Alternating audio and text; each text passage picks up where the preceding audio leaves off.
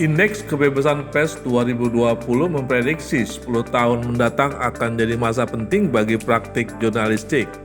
Wabah pandemi COVID-19 dinilai berdampak besar dalam mengubah tatanan media dalam melaporkan fakta dan data, termasuk di Indonesia.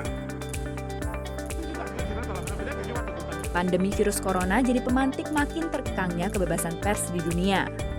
Indeks Kebebasan Pers yang diterbitkan kelompok advokasi hak wartawan, Reporters Without Borders, menunjukkan meningkatnya tekanan terhadap pers oleh pemerintah, terutama dalam peliputan wabah COVID-19. Misalnya di Tiongkok, Iran, dan Irak, yang menyensor liputan terkait pandemi. Atau bahkan media pemerintah di Korea Utara yang melaporkan tidak adanya kasus positif virus corona di negara tersebut.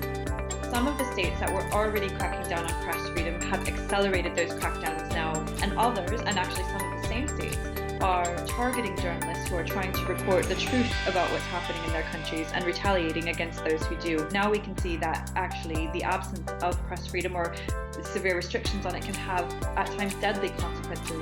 Aktivis menilai bahkan di negara yang sistem demokrasinya sudah mapan seperti Amerika Serikat dan Inggris, sulit untuk menuntut transparansi pemerintah di masa pandemi virus corona. Sekjen PBB pun menuntut pemerintah untuk transparan dalam menghadapi krisis kesehatan global ini. More than ever, governments must be transparent, responsive, and accountable. Civic space and press freedom are critical. Selain menyensor, perluasan pengawasan informasi yang dilakukan pemerintah disinyalir akan berdampak negatif pada demokrasi dalam jangka panjang. Keamanan profesi wartawan masih terus menjadi sorotan utama. Reporters Without Borders melaporkan sedikitnya 49 wartawan di seluruh dunia terbunuh pada tahun 2019. Sekalipun angka wartawan yang terbunuh di daerah konflik menurun, namun semakin banyak wartawan yang tewas dengan dugaan pembunuhan di negara-negara yang dinilai aman seperti Irlandia Utara dan Malta.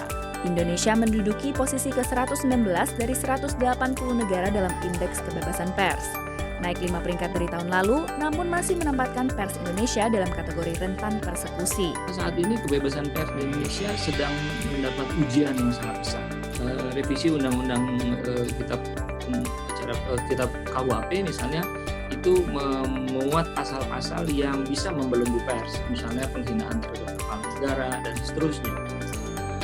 Omnibus Law yang saya katakan tadi itu bisa membalik arah kebebasan pers.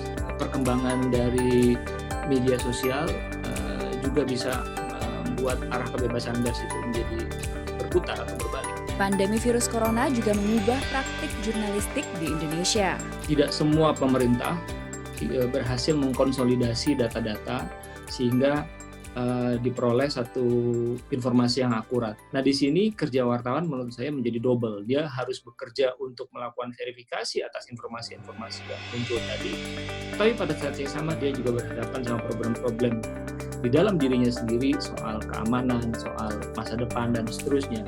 Data Committee to Protect Journalists, organisasi advokasi wartawan, menunjukkan sedikitnya ada 10 wartawan Indonesia dalam kurun waktu 27 tahun yang dibunuh dengan motif yang terkonfirmasi. Sementara puluhan kasus pembunuhan wartawan masih belum terselesaikan. Dari Washington DC, Virginia Gunawan dan tim VOA.